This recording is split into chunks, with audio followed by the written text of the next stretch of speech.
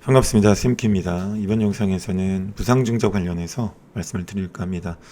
무상증자의 개념과 그리고 이 무상증자를 언제 참여를 하시려면 언제까지 취득을 하셔야 되는지, 그리고 권리락이 어떻게 발생하는지, 그리고 신주 관련해서 무상증자 비율에 따른 금액이라든가 이런 것들에 대한 이야기를 할까 합니다. 자, 일단 이 기업의 자본이라는 것은 자본금과 자본잉여금, 이익잉여금으로 나눠져 있습니다. 예를 좀 보시죠. 액면가 100원인 주식을 IPO를 통해서 500원에 상장을 하면 주당 400원의 차익이 생기고요. 이런 차익이 자본잉여금이 됩니다. 따라서 자본잉여금은 회사가 IPO를 할 때 생겨난다고 볼 수가 있습니다. 자, 유보율은요. 여기 이제 주의하실 건 이 자본잉여금이겠죠. 자본잉여금이 올라가면 유보율도 따라서 상승하게 되어 있습니다. 자, 어렵게 생각하실 필요 없고요. 일단 유보율이라는 것은 회사에 돈이 많다라는 이야기로 할 수가 있습니다. 기업이 동원 가능한 자금력을 측정하는 지표로 쓰인다라고 생각하시면 되고요. 자, 이렇게 무상증자를 통해 발행한 신주만큼 기존 주식의 가격이 낮아지기 때문에 기업의 가치에는 변화가 없습니다. 자, 어떤 기업이 그러면 무증을 할까요?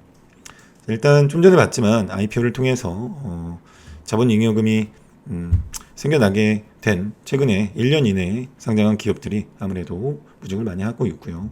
보호예수로 인한 오버행 이슈가 없어야 되겠죠. 유보율 높은 종목, 즉 필요 조건은 아니고요. 충분 조건입니다.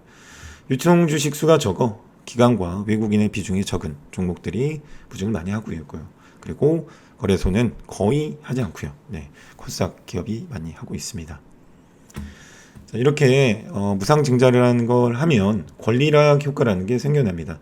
자, 권리락 효과라는 것은 일주당 가격이 낮아져 주가가 싸다라는 착시 효과를 얘기하고요. 자, 이렇게 무증 비율이 높을수록 한 주당 신주 배정 주식의 수가 많을수록 권리락 효과가 크게 나타나게 되어 있습니다. 자, 이런 것들은 다 잠시 후에 이 차트와 표를 통해서 같이 보도록 하시고요. 자, 무상증자를 하는 이유가 뭘까요? 어떻게 보면 이유는 일단 회사의 재무 구조가 튼튼하다는 것을 알리는 효과를 보기 위해서 하는 것도 있고요. 그리고 이렇게 회사의 자본금이 커지면 회사가 은행에서 유리한 조건으로 돈을 조달이 가능하기 때문에 합니다. 자, 유통 주식수 증가와 그리고 일주당 가격의 하락으로 인한 활발한 거래가 가능해지겠죠. 자, 그래서 많은 참여자들을 끌어들여 활발한 거래를 유발한다라고 생각하시면 됩니다. 자, 주의하실 점이 있습니다. 어떤 점이냐? 유보율이 높지만 기업의 실적이 엉망인 기업들이 있습니다. 영업이익률이라든가 이런 것들이 엉망인 기업들. 최근에는 이제 CBI 같은 기업이 될 수도 있겠죠. 자, 그리고 일부 기업은 재무 건전성이 좋지 않아 주가 상승을 목적으로 일부러 무상증자나 주식 배당을 결정할 수도 있습니다. 위에 거와 비슷한 상황이라고 보실 수가 있고요. 자, 그리고 무상증자다라고 해서 무작정 이렇게 따라 들어가시면 안 되는데 유상증자와 무상증자를 동시에 진행하는 경우가 있습니다. 이 유상증자를 하면서 채찍을 주고요. 그리고 당근도 무상증자로 같이 던져주는 경우가 있는데, 자, 이런 경우에는 그냥 패스하셔야 됩니다. 왜냐하면 일반적으로 무증을 하는 기업들이 가지고 있는 어떤 그런 효과가 전혀 나타나지 않습니다. 자, 그러면 차트와 이 표를 통해서 이 무증 비율과 그리고 무상증자 결정 공시 이후에 어떤 식으로 이 권리락이라든가 이런 것들이 발생하는지에 대해서 같이 알아보도록 하겠습니다. 자, 그러면 공구먼이라는 종목으로 이 무상증자 결정 공시가 난 이후에 어떤 흐름으로 무상증자가 될 때까지 진행이 되는지를 한번 같이 봐보도록 하시죠. 6월 14일 날 여기 노란색 화살표가 있는 부분이 6월 14일입니다. 6월 14일 장중에 12시 34분에 무상증자 결정 공시가 났습니다. 자, 이 결정 공시에서 눈여겨봐 놓으셔야 될 거, 신주 배정 기준일과요. 그리고 일주당 신주 배정 주식수, 그리고 신주의 상장 예정일입니다. 자, 신주 배정 기준일은 왜 중요하느냐? 이 신주 배정 기준일을 기준으로 해서 하루 전날, 여기 보시면 하루 전날 권리락이라는 게 발생을 하고요.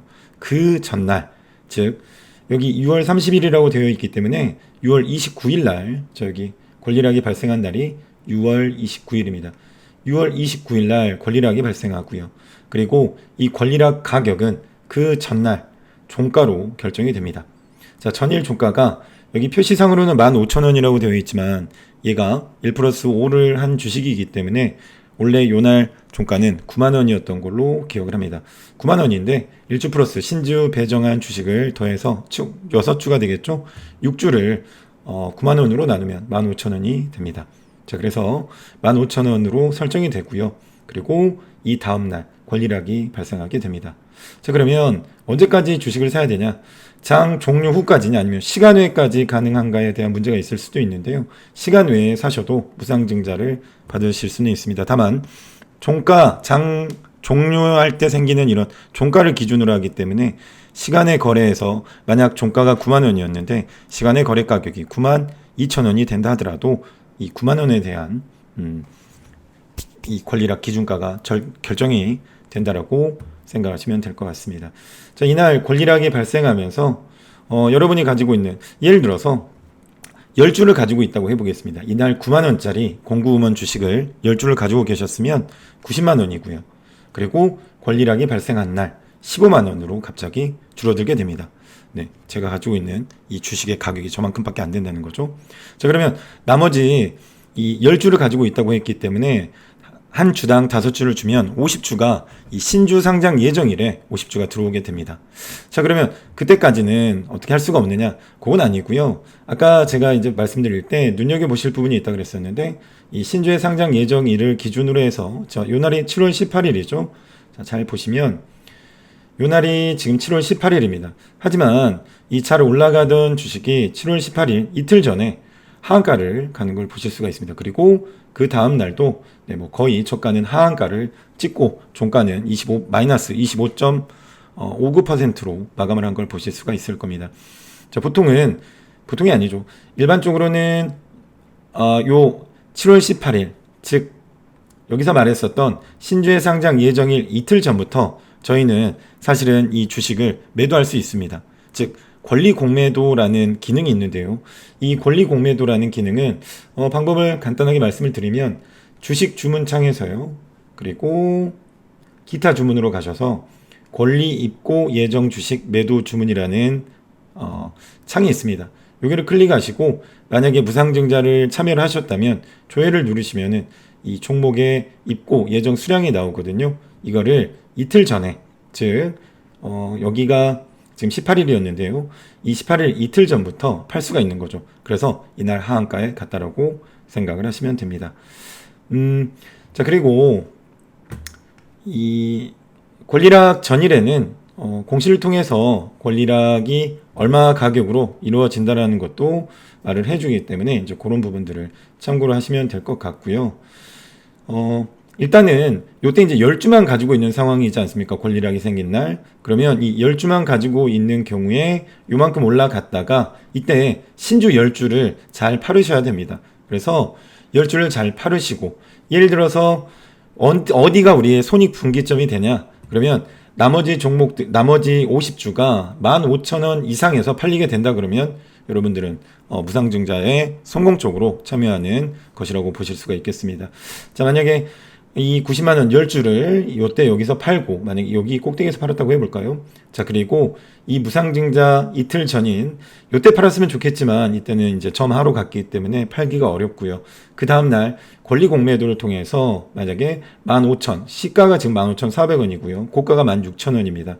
저 고가 부근에 15,500원에 이렇게 파셨다 그러면 무상증자에 성공하신 거다라고 보실 수는 있을 것 같습니다. 자, 하지만 이렇게 무상증자에 참여를 해서 실제로 수익으로 연결되는 경우는 많지 않습니다. 대표적으로 공구음원이나 노토스 같은 경우가 약간의 성공 사례라고 많이 보고 있고요. 다른 성공 사례는 제가 다 이렇게 무상증자 주식만 살펴본 건 아니지만 많이 성공하기가 좀 어렵고요. 그리고 기존에 가지고 있던 구주를 여기 꼭대기에서 파는 것도 어렵거든요. 자, 그리고 이날 좀 뭐라 그럴까요? 기대감 이런 것들이 있기 때문에 조금 더 올라갈 거라고 생각을 하고 팔지 못하는 경우가 있어서 계기가 오더라도 팔 수 있는 기회가 오더라도 실제로 큰 수익으로 가는 경우는 많지 않다라고 알고 있습니다. 자, 이렇게 이 무상증자에 대해서 말씀을 드렸습니다. 궁금하신 점은 밑에 댓글로 남겨주시면 제가 더 잘 설명해 드리도록 하겠습니다. 감사합니다.